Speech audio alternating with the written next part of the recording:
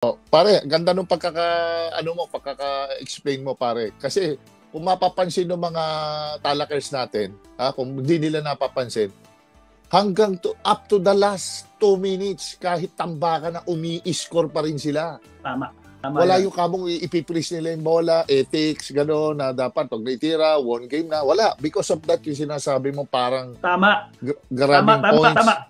Yes. Tama ka doon. Yun. Tama. Kaya kung kaya kang durugin ka. Hahabulin nila yan eh. Pare, ano yan eh. Hindi na rin to nagkakaiba sa pare sa tennis. Pare, mga tennis. Okay.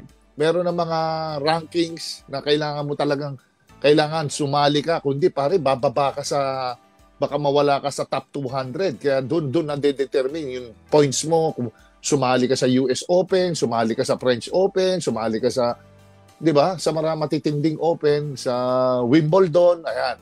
Kaya lumalaki, nagpa-pile up. Same goes with pare, yung sabong, ganyan na ganyan din. May mga point system na rin for you to be number 1. Kaya itong US pare, nag-4th place sila sa FIBA World Cup. Doon nila nalagpasan. Yung at least pare, dapat 3 summers. Good performer ka, maganda dapat ang performance ng team mo. Tapos ito kahit nag-4th place sila, nag-bronze naman sila sa America Cup. Nag-bronze sila sa Tokyo Olympics, parang nag-gold ata sila diyan.